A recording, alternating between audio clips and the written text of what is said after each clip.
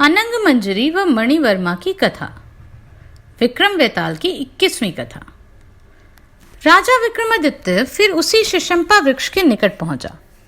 वेताल को वृक्ष से उतारा और उसे कंधे पर लादकर लौट पड़ा। मार्ग में वेताल ने फिर राजा को एक रोचक कथा सुनाई। विशालपुर नाम की एक नगरी में पद्मनाम नामक एक महाप्रतापी राजा राज करता था। उसकी नगरी में अर्थदत्त नाम का एक व्यापारी भी रहता था, जिसने अपने वाणिज्य कौशल से अकूत संपदा एकत्रित की हुई थी। अर्थदत्त की एक ही संतान थी, अनंग मंजरी नाम की एक अजीब सुंदर कन्या। अनंग मंजरी जब विवाह योग्य हुई तो उसके पिता ने ताम्रलिप्त नगर के एक संभ्रांत व्यापारी युवक मणिवर्मा से उसका विवाह कर दिया। अपनी पुत्री से अधिक स्नेह करने के कारण अर्थदत्त ने उसे अपने ससुराल नहीं भेजा, बल्कि अपने दामाद को वहीं रहने के लिए बुला लिया। जैसे किसी रोगी को कड़वी व तीखी दवाएं अप्रिय लगती हैं, उसी प्रकार अनंग मंजरी को अपने पति मणिवर्मा भी अप्रिय जान पड़ता था। लेकिन मणिवर्मा को अपनी पत्नी प्राणों से भी अधिक प्रिय थी। वह हर समय इसी प्रयास में लगा रहता कि उसकी अतीव सुंदर पत्नी को कोई कष्ट न होने पाए। एक बार अपने माता पिता से मिलने के लिए मणिवर्मा ताम्रलिप्त चला गया और काफी दिन तक वहीं रहता रहा। इन्हीं दिनों एक बार जब अनंग मंजरी अपने विश्वस्त सखियों के साथ अपने भवन के एक ऊंचे झरोखे में बैठी थी, उसने नीचे एक गली में सुंदर और तरुण ब्राह्मण कुमार को जाते देखा। उसके चेहरे का तेज देखकर वह उसकी ओर आकर्षित हो गई। वह राजपुरोहित का पुत्र था और उसका नाम था कमलाकर। कमलाकर ने भी ऊंचे झरोखे में बैठी अनंग मंजरी को देखा तो वह उसके रूप पर मुग्ध हो गया। वह कुछ क्षण उसी ओर टकटकी लगाए देखता रहा। फिर एक मनोहर मुस्कान उसकी ओर फेंकता हुआ वह वहां से चला गया। अनंग मंजरी उसकी मधुर मुस्कान पर जैसे मर मिटी। कमलाकर उसके मन पर बाण चला गया था। उसी दिन से सारी सुध बुध खोकर वह उसी की याद में विदग्ध रहने लगी। अनंग मंजरी निराश सी हो गई थी। कमलाकर को पाने की लालसा में वह एक दिन इतनी व्याकुल हो गई कि उसने प्राण त्यागने का निश्चय किया। एक रात वह चुपके से कुलदेवी चामुंडा के मंदिर में पहुंची और वहां देवी के सम्मुख हाथ जोड़कर विनती की, हे देवी, इस जन्म में तो मैं कमलाकर को पति रूप में पा नहीं सकती, किंतु मुझे आशीर्वाद दो कि अगले जन्मों में वह ही मेरा पति हो। देवी के सम्मुख ऐसा कहकर उसने अपनी पिछौरी से एक फंदा तैयार किया और उसे एक अशोक वृक्ष की शाखा में लटका दिया। इसी बीच महल में जब उसकी अंतरंग सखी मालतिका की नींद खुली और उसने अनंग मंजरी को वहां ना देखा तो वह उसे ढूंढने निकल पड़ी। मंदिर के समीप जब उसने अनंग मंजरी को अपनी गर्दन में फंदा डालते देखा तो वह घबरा उठी और दौड़ती हुई उसके समीप जा पहुंची। उसने अपनी सखी के गले से फंदा निकाला और व्यग्र स्वर में अनंग मंजरी से कहा, सखी, ऐसी क्या बात है जिसके कारण तुम अपने प्राण देने पर तत्पर हो? देखो, मैं तुम्हारी सखी हूं, तुम्हारी हितैषी हूं। मुझे अपना सुख दुख बताओ, मैं अपने प्रयास से तुम्हारा दुख दूर करने की कोशिश करूंगी। तब अनंग मंजरी ने अपने मन की सारी व्यथा सुनाकर उससे कहा, सखी, मेरे हृदय में उस तरुण के ना मिलने से विरह की अग्नि जल रही है। यदि तुम मुझे जीवित देखना चाहती हो तो मुझे उससे मिला दो। अनंग मंजरी के ऐसा कहने पर मालतिका ने उसे आश्वस्त किया, सखी, आज तो बहुत रात हो गई, सवेरा होने में मैं कुछ प्रबंध करूंगी। तुम बीच में धीरज न खोना और अपने घर जाओ। सवेरा होने पर मालतिका छिपती छिपाती कमलाकर के पास पहुंची। वह उस समय बगीचे के एक वृक्ष के नीचे चंदन जल से भीगे कमल पत्रों की शैया पर लेटा हुआ था। उसका एक घनिष्ठ मित्र जो उसके सारे रहस्य जानता था, वह भी उसके पास बैठकर उसे पत्ते से हवा कर रहा था।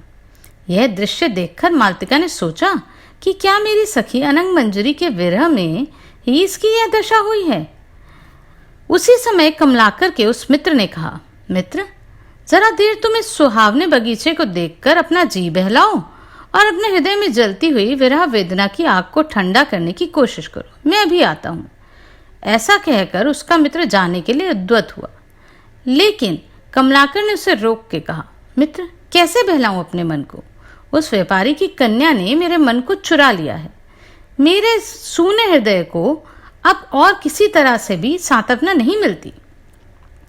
कमलाकर की ऐसे बातें सुनकर मालतिका का संदेह जाता रहा। वे अपने छिपे स्थान से निकली और कमलाकर के समीप जाकर बैठी। भद्र, मुझे अनंग मंजरी ने आपके पास भेजा है। उसने संदेश दिया है यदि शीघ्र ही आप उससे ना मिले तो वे अपने प्राणों को त्याग देगी। तब मालतिका ने कहा, आज रात को मैं गुप्त रूप से अनंग मंजरी को उसके महल के बगीचे में ले आऊंगी। आप वहीं बाहर ठहरिएगा। उसके बाद में कोई उपाय करके आपको भी भीतर बुला लूंगी। इस तरह आप दोनों का मनचाहा मिलन हो जाएगा। इस प्रकार मालतिका ने अपनी बातों से उस ब्राह्मण पुत्र को प्रसन्न किया। अपना काम पूरा करके वह वापस लौटी और अनंग मंजरी को भी आनंदित किया। उस रात जब वह उत्कंठित कमलाकर सज धज कर अपनी प्रिया के गृहोद्यान के दरवाजे पर पहुंचा तो मालतिका उसे युक्तिपूर्वक उस उद्यान में ले आई। कमलाकर ने अनंग मंजरी को आम्रकुंज की छाया में बैठे देखा।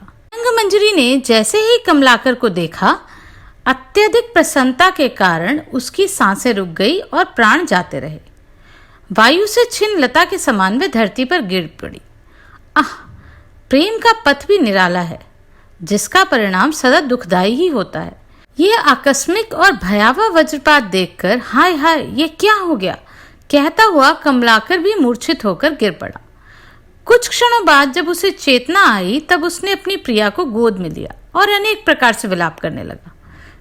कठोर दुख की अधिकता से वह इतना विकल हो गया कि पलक झपकते ही उसका हृदय भी फट गया और उसकी भी मृत्यु हो गई।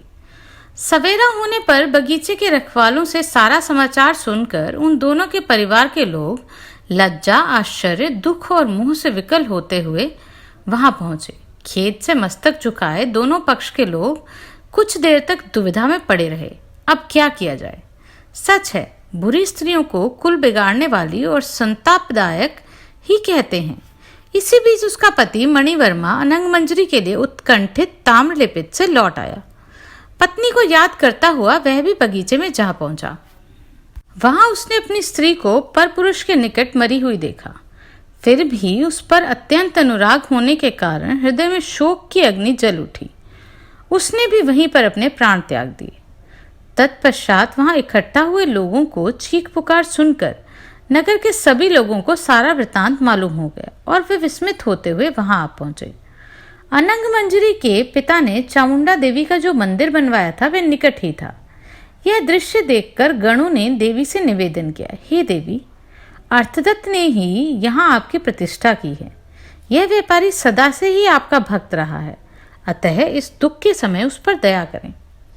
गणों की प्रार्थना सुनकर देवी ने उन्हें पुनर्जीवित होने का आशीर्वाद प्रदान कर दिया।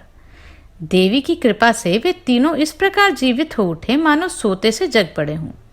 अब उनके काम विचार भी नष्ट हो चुके थे। यह आश्चर्यजनक घटना देखकर वहां उपस्थित सभी लोग बहुत आनंदित हुए।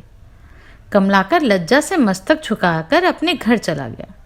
अर्थदत्त भी लज्जाई हुई अपनी कन्या को उसके पति सहित घर ले आया। उस रात को मार्ग में जाते हुए बेताल ने यह कथा सुनाकर पृथ्वीपति विक्रमादित्य से पुनः पूछा, राजन, अब तुम मेरी शंका का समाधान करो कि प्रेम में अंधे हुए उन तीनों में से किसकी आसक्ति अधिक थी, अनंग मंजरी को कमलाकर की अथवा अनंग मंजरी के पति मणिवर्मा की? अनंग मंजरी की, कमलाकर की अथवा अनंग मंजरी के पति मणिवर्मा की? यदि जानते हुए भी तुमने मेरी शंका का समाधान नहीं किया तो मेरा यह श्राप तुम पर फट पड़ेगा।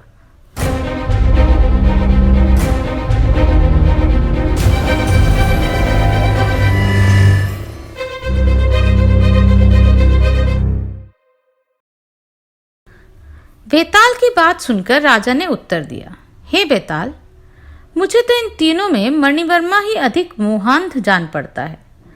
कारण यह है कि शेष दोनों तो एक दूसरे के प्रति अनुरक्त थे। समय पाकर उनकी आसक्ति पक्की हो चुकी थी, अतः उन दोनों ने प्राण त्याग दिए तो ठीक ही था। लेकिन मणिवर्मा तो बहुत ही मोहांध था।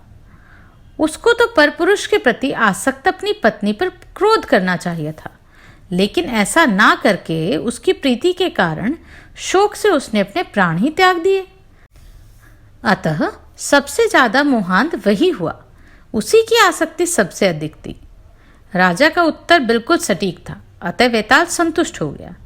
पहले ही की भांति उसने माया से राजा के कंधे से उतरकर अंतर्ध्यान होना उचित समझा। तत्पश्चात फिर वह उसी शिशंपा वृक्ष पर जाकर उल्टा लटक गया। दृढ़ निश्चयी राजा विक्रमादित्य भी पुनः उसे लाने के लिए शिशंपा वृक्ष की ओर दौड़ चले।